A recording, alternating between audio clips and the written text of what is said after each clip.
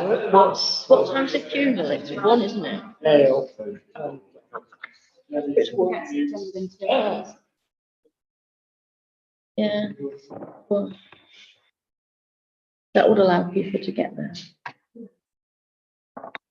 Obviously, everybody's going to need to know. I bring it to 11, please. So our last item is item agenda number 10, which is age-friendly strategy, and I'm going to hand over to the officers now to present it. Thank you for the opportunity for us to come along today and share with you the age-friendly strategy, gain your feedback on the strategy, and also how you can become involved in age-friendly Leeds as well. Age-friendly Leeds is really important because we know that in Leeds, 1 in 3 people is aged over 50. In addition to that, we know that within the next 20 years, the population of people aged 80 and above will increase by about 50%.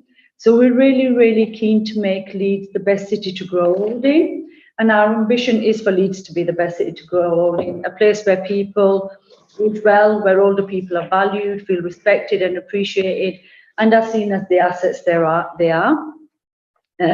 It's also really important to us, and that's reflected within the Best Council Plan, as age-friendly Leeds is one of the key 8 priorities as well within the Best Council Plan. Within Leeds, we've got a number of partnerships, both national and international. We're part of the UK network of age-friendly communities and also the World Health Organization's age-friendly communities as well. With the strategy, we're really looking to bring services together in Leeds to make Leeds the best city to grow old in. And what we've done really is looked at the age-friendly strategy, which was based on the World Health Organization's age-friendly cities programme. And that was used and adapted, their framework was used and adapted to create the key 6 domains within Leeds for age-friendly strategy. These include housing, public and civic spaces, travel and road safety, active, included and respected, healthy and independent ageing, employment and learning. We do have a number of key cross-cutting themes within the strategy as well. This is health inequalities, also digital, and we've recently added financial inclusion into that as well. The draft strategy has been refreshed and reviewed. We've worked in partnership with key service leaders across the city, and also worked in partnership with and consulted with a lot of people in Leeds as well. The strategy has a number of key objectives in each domain, and under them we have an action plan, a 3-year action plan. The strategy has really been informed by the State of Ageing report. This report really looked at what life was like for people aged 50 and over in Leeds. The report was undertaken by the Centre for Ageing Better, also Leeds City Council and Leeds Older People's Forum as well. That gave a lot of data within the city of what life is like for people aged 50 and over. And then what we did with that was we took the State of Ageing report out to consultation as well, to share that report with older people in Leeds and also to gain their views of what it was like for them to grow older in Leeds as well, and what were their key priorities as well. And that's also, if anybody's interested in looking at that, it is on the Centre for Ageing Better's website as well. And it does give some really good insight to us as well. So we used all that data and information to really look at the age-friendly strategy as well. So we've really worked really closely with domain leads across lots of departments within housing, travel and road safety, transport. What we do is we have governance for the age-friendly strategy that sits within the age-friendly board. The board is chaired by Councillor Jenkins, who's the Deputy Director for Adults and Children Social Care and Health Partnerships. The board provides the political leadership and the strategic direction for the age-friendly Leeds work programme. We have a number of representatives on the board, mainly the domain leads all attend that, and also we have Leeds Older People as Forum and the Centre for Ageing Better. So it's really everything, yeah.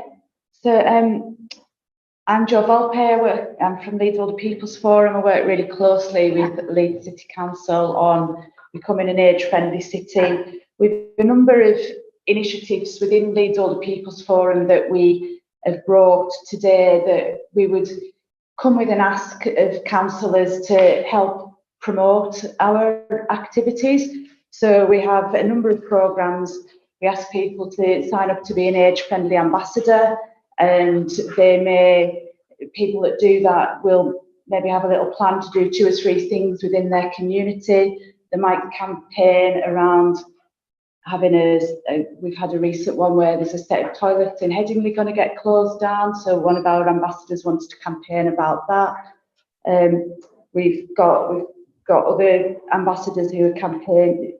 You don't always campaign, they may like just walk down the street, their local community, and notice that there are a number of the A-frames that people put outside the shops to promote what they're doing. But they're very difficult for people who've got mobility issues to transverse those. So the other ambassadors might do things like that. So it's whatever an individual might want to do to be age friendly, and it'd be great to have lots of counsellors to be age friendly ambassadors. I think you probably do a lot of this anyway, street casework. We encourage people to become dementia friends. This committee has obviously got an interest in dementia, and you've had the strategy, and you've got lots of cafes within the area. By doing a 1-hour dementia friend workshop that's associated with the Alzheimer's Society, it just raises awareness about what it's like for people who are living with dementia and what it's like for their carers who are caring for them. We've got, I should have said, we've got some packs about being an age-friendly ambassador, happy to leave those. We've got an initiative which is around becoming an age and dementia-friendly business. And if there are any business forums in the area, we'd happily go out and speak to them. And that's about getting businesses signed up to think about how they can make their business more age and more dementia-friendly. For a shop, it might be about the lighting, it might be about the width of the aisles. For businesses, it might be they're signed up to be a trusted trader, and so that people know that, or they have the dementia friendly badge with them so people know that they're aware. So we've got information which I'm happy to leave. Another thing we do is called Come In and Rest, and this is promoting to businesses. If you can put a sticker that's got this sort of symbol on your window and offer an older person a chair to just sort of break up their journey. I actually live at the top of Old Road, so I imagine if I was walking down to the co-op in Farsley, that it might be a bit, I might get down there, but actually as I get older, getting back up the hill might be a bit tricky. And if I knew that maybe Harvey's Butchers, I could go in and just have a seat and have a chat free of charge and no expectation, that might enable me to do that journey and keep me being a bit more independent.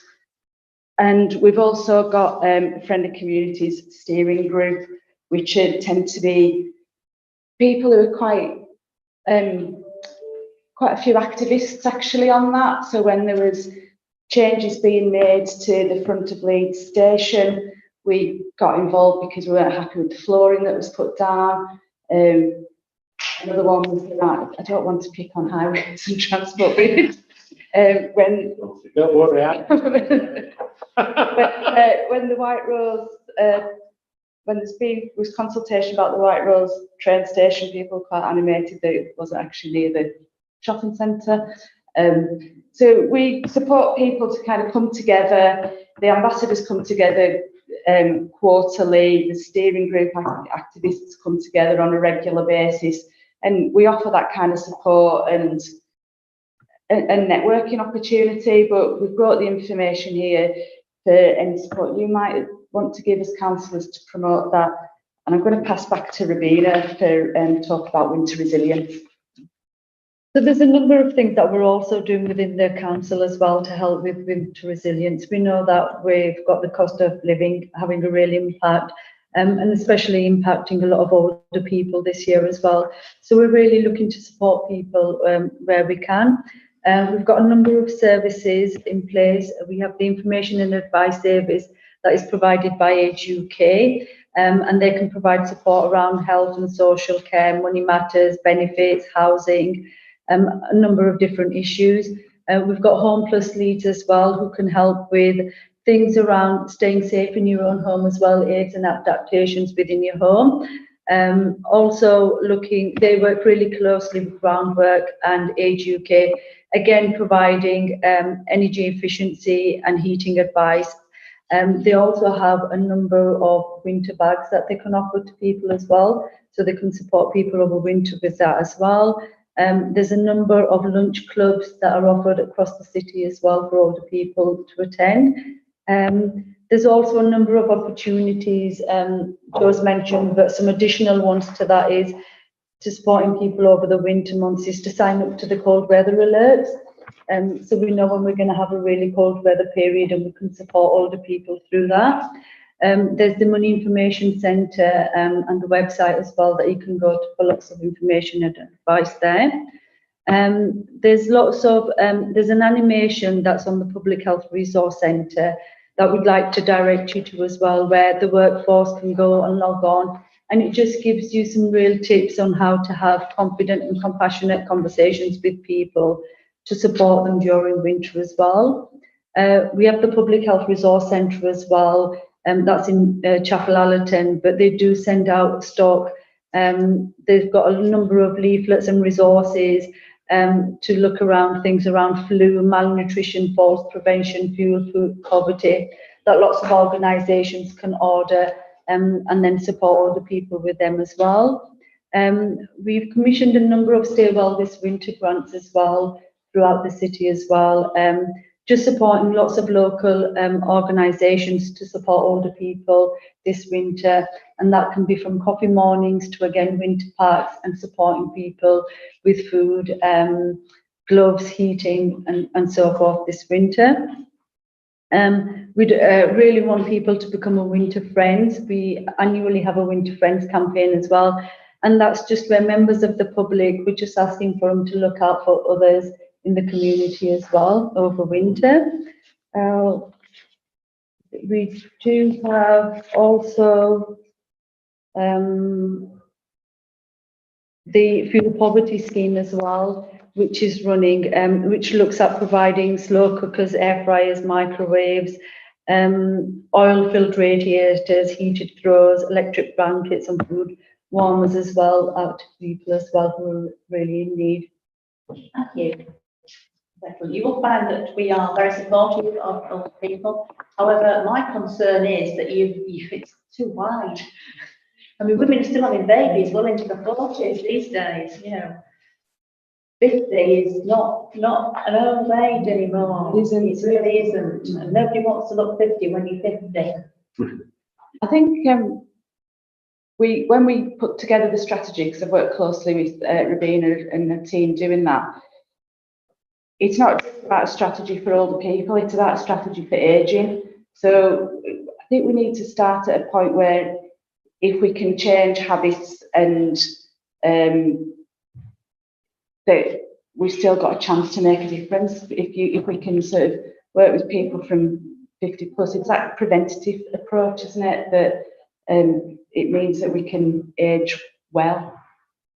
So the biggest challenges that I find in my postbox is people can't handle IT. The older people really struggle because you can't do banking. You know, even now to order prescriptions, you've got to have an NHS app. Lots of older people don't know how to do that. Getting onto trains, people don't know how to, you know, buy a ticket online.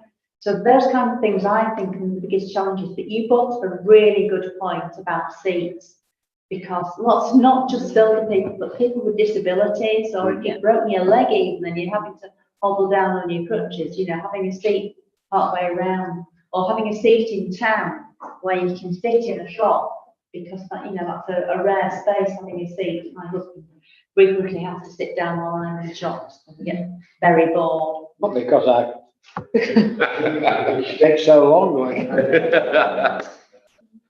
I recently bought a set of outside chairs for our market, because typically when the market day's on, the elderly residents will go around the shops and potter about. By the time they get to the market, they're exhausted.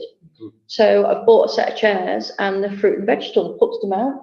The elderly people sit there, they have a chat, they catch up with their friends, then they get the second wind and they go shopping. And it's driving footfall into the market and the businesses too. So, I do think that's a very good point. But what worries me is we label people too much. You're old, you're disabled, you're young. We've got to stop. We've got to take a more holistic approach.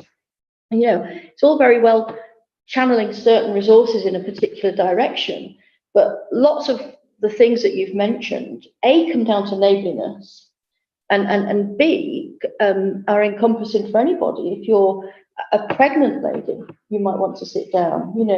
And lots of people are digitally excluded. And, I think we just need to take a more holistic approach with lots of our policies. Also, Chair, the question of communication with other council departments, and it must. Chief Executive's always assuring me that Leeds City Council doesn't work in silence, and I keep telling you it does. But that's a conversation we've been having for years. But I love what you said. Absolutely, most of it, absolutely correct. Entirely support you. But other departments of the council could help you by actually implementing it. And again, you started to talk about highways and correcting yourself. But I can think of a particular area where they've narrowed the pavement to such an extent that a person in a wheelchair can't be pushed along the footpath and has to go off it. And when I challenged the department, somebody said to me, well, we had to make compromises to get this particular piece of infrastructure in. And I just said, so you compromise with the ability of a disabled person to be safely pushed along the footpath? And they just looked at me, because that's what they were saying. Now that should never happen. So what I'm suggesting is the message, the communication, they might be listening. Are they actually acting on it? And I think that's your biggest challenge, to make sure that other council departments take notice and take action. Absolutely. And what we've done is, at the Age Friendly board, we do ask for a flash update and a highlight report, and all the domain leads, so for example, transport and housing, have a number of objectives, and under those objectives, they do have actions, and they are held to account on how they're meeting those objectives as well, and those actions as well. And they're actions for year 1, 2, and 3, because it's a 3-year strategy, so we've kept it really tight so that they have actions for year 1, 2, and 3. And we do keep a highlight report and rate that to make sure that those actions are being met as well. Going back to your point about it starting at the age of 50, it gives us an opportunity then to make sure that people have those lifelong skills as well. So for example, with employment and learning, because we have somebody representing the domain of employment and learning, we're able to work really closely with HR and see what they're doing to support older people, 50 plus as well, through their working career as well, how they keep their skills refreshed and keep them in employment for longer as well, and how they can support older workers within employment as well. So it really gives us the opportunity there as well. Within the Age Friendly strategy, we do have a member who's there, who leads on digital inclusion as well, to make sure that really the opportunities are there for older people to be digitally included as well. They've got a number of initiatives going on. I don't know if you're aware of the National Data Bank, where people can go via an organisation and get 10 gigs a month free of Wi-Fi as well, to enable them to become more digitally included. They have a number of community support and digital inclusion sessions across the city as well. Future developments, they're looking at purchasing smartphones as well, and getting people more digitally included as well. And they're running a number of sessions across the city to support people with digital inclusion as well. There's an initiative with yourself, isn't there, about the bus passes and taxis? Yeah. So on the digital, we work through Leeds Neighbourhood Networks, which I'm sure you're aware of, and we support a digital inclusion network where we've got, I think it's 44 different organisations who we work with 100% digital and help their workers to help older people in their communities to be more digitally included. We've got a little bit of funding from, well, actually it's quite good, a decent amount of funding from the Department for Transport, and part of that we're using to support older people to get on the taxi apps, because actually if they start to use the taxi apps and they know the reg of the person that's come in and they can see where they're coming to, people feel a bit safer about that. So we've been doing that, and we're constantly trying to find ways to support people to be digitally included. And I just wanted to come back on the holistic, not labelling people. And I think it is a good point, but I think part of what we do as age friendly is try and get people to different parts of the city and to keep remembering to take an age friendly lens on the work that they're doing. So Mike was saying, how can each bit of the system think about people as they age so that we can start well, live well, work well, age well. Just picking up what Councillor Carter said about 50 and not being old and that, but 50. I see where you're coming from, but I think sometimes we make people older. We don't expect them to do what they did. I was running marathons when I was in my mid-50s. I'm paying for it now, mind you, because my legs are killing me. But I abused myself for all those years. But I was doing marathons when I was 50. I mean, the Deputy Lord Mayor and I, Councillor Carter, remember this, ran the Great North Run for charity for childline, because I said so. I opened my mouth in council and she pinned me in a corner and won't let me escape. I had to deliver. But I was doing that, and I was still with training. All right, the thing that you get as you get older, parts of your body don't work so well. And I think that's where support is needed. But again, what was being said is our departments, in fact, public bodies like Network Rail, and Peter and I were on committee that planning application that came about the new Station Street. I mean, the fact is, when all this is finished, you'd be further, if you're using public transport, you'll be further away from a train when you get off at bus or get on bus than you are now. And you'll have further to go and down some steps or in a lift to get a taxi. And pick up at the back of, pick up and set down where private hire go on Air Street is appalling.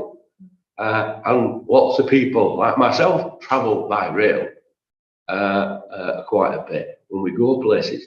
And I don't think we're doing our part there. It's not about saying people are getting old. It's saying that people at certain parts of their life need some support and they need flight access and stuff like that.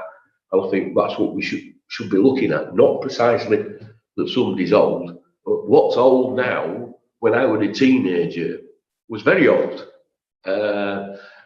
Somebody who was my age, I'm 71, when I was a teenager, apart from my grandma who went on forever, 98, I think. But the thing was that you were very old when you were in your 70s. You're not now, you're young. And I think that's what we've got to sell in, that you're as young as you feel and the support's there if you need it. It doesn't come across that we're telling people that they're old.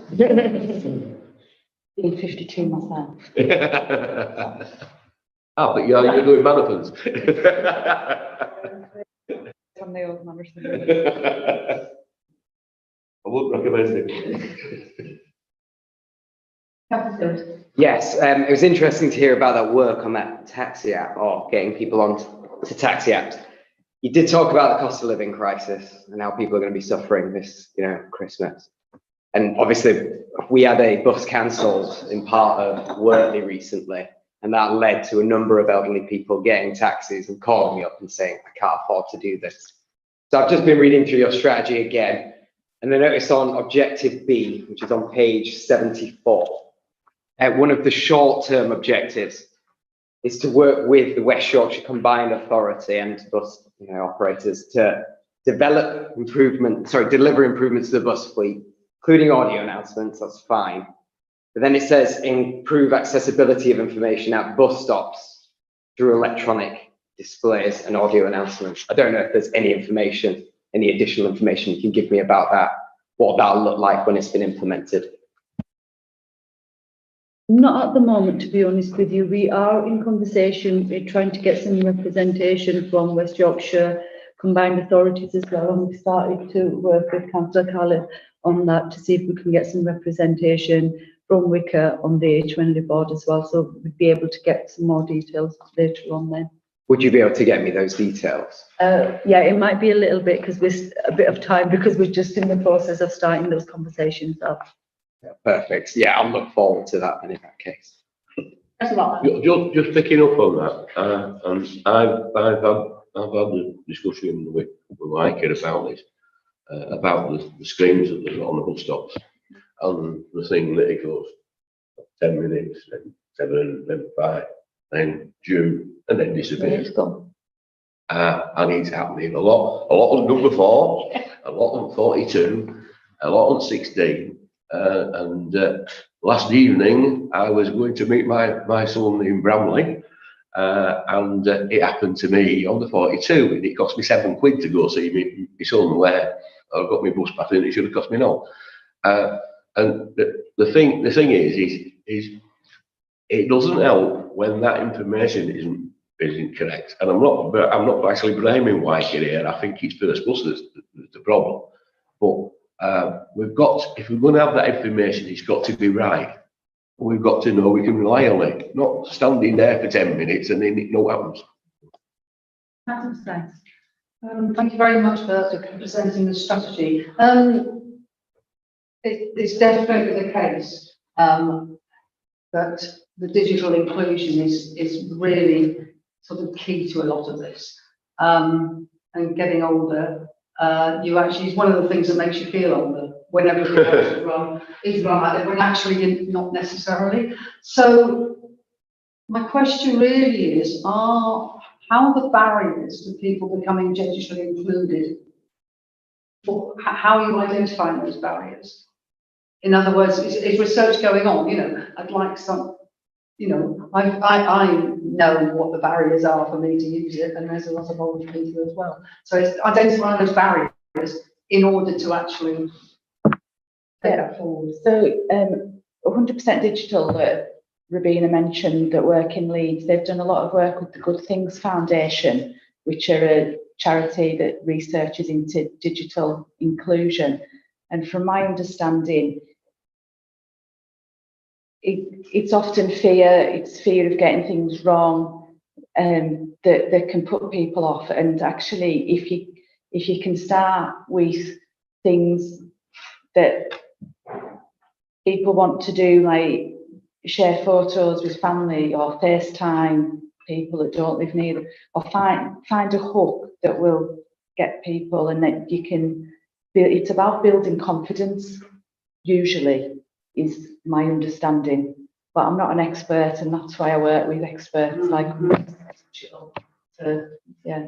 And I think they're always trying to gain feedback as well with the people they're working with. So one of the things they're doing with the taxi app as well is trying to learn and gather insight from people as well, so that they can then create how to do guides as well for people and translate them into different languages as well, to really get maximum reach from them as well.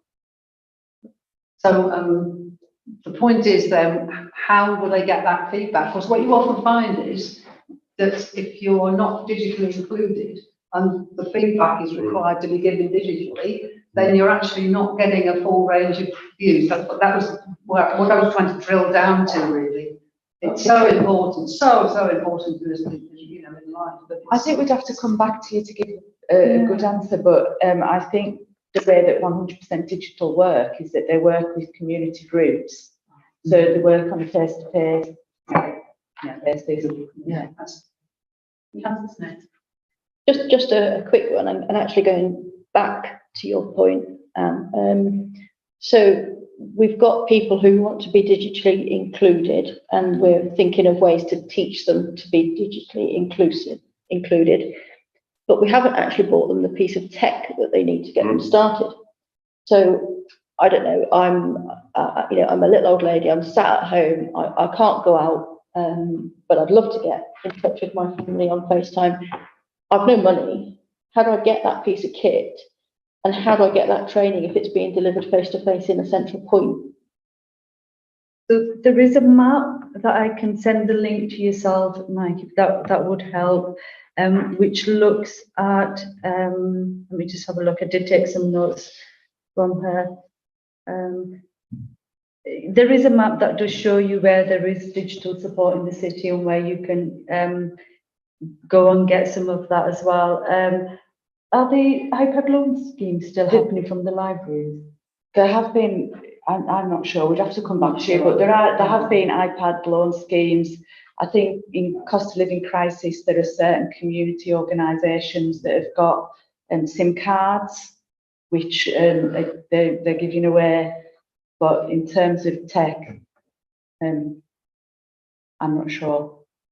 I think that's some work that they're looking into for the future as well. Yeah, I mean, it's all very well doing things back end, but it's the front end that we need to start with. They did used to have an iPad loan scheme within the libraries, and they are doing like training sessions within the libraries as well. But I'm not sure if it's still running or not. Okay, thank you. Okay, anyone else? Thank you very much, and we're very supportive of age-friendly people. Yeah. Before we draw the meeting to a close, I would just like to say that this is Mike Tippington's last meeting. And Mike has been outstanding as a policies officer, and he has been a massive help to me as chair to this committee. And nothing is ever too much trouble for Mike. Yeah. And he's been absolutely brilliant. So can we have a big clap?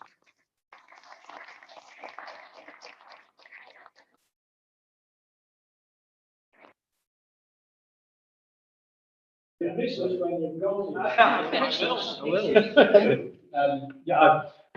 you very much. I didn't expect a round of applause today, but that's really kind of you. And I've loved every minute of supporting this committee. I've got on really well with you. So thank you for taking me under the Outer West wing.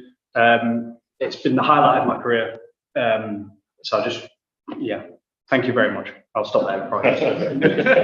Thank you. You'll be missed. You will be missed. We will. The next meeting is 15th of February. It seems a long way away. We've got visitors between. So I'll draw the meeting. The venue, yes, we are very quick. Well, there's quite a few IT issues today, haven't we? We're going to slide them out. Yeah, so, right, okay. So fingers crossed. So we are looking to try to roll it out across all of the areas in the outer area committee.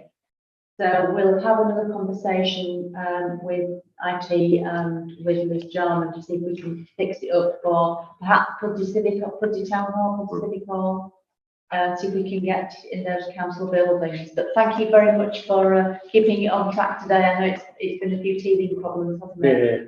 Well enjoyed. Yeah.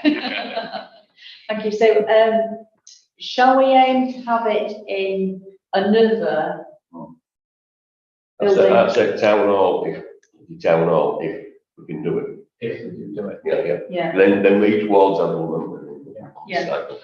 Yeah.